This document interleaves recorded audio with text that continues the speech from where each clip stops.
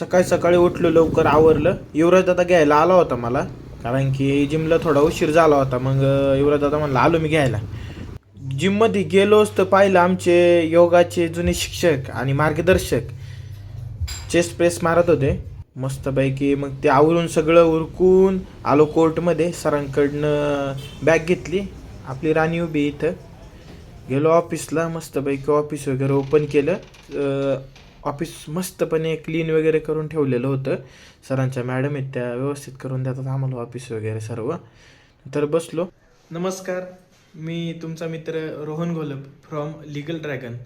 आपण बऱ्याचदा ऐकतो, बऱ्याचदा आपल्याला विचारण्यात येतं किंवा बऱ्याचदा आपल्याला माहिती पडते की खून झाला, मर्डर झाला, या ठिकाणी मर्डर केला. आत्ता लेटेस्ट न्यूज आहे आपली की 10वीच्या मुलांमध्ये गँगवॉर झाला आणि त्यामध्ये एका मुलाने एका मुलाचा खून केला.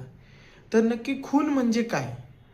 तर खून म्हणजे एखाद्याचा जीव घेणेच का, किंवा एखाद्या माणसाचा एखाद्या माणसाकडून घडलेला मृत्यू?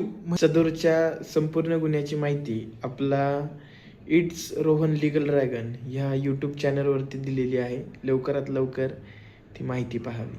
सर आले नव्हते तर मस्तपैकी मर्डर किंवा खून ह्या विषयावरती एक ब्लॉग बनवला आहे, तो पाहून घ्या. आपल्या ह्या चॅनलवरती अपलोड केलेला आहे यूट्यूबवरती. छान असं आहे, बऱ्यापैकी माहिती त्यात देण्याचा मी प्रयत्न केलेला आहे. त्यानंतर काढली गाडी आणि म्हटलं चला कोर्टात दौरा मारून येऊ, कारण की सर पण आले नव्हते ऑफिसला.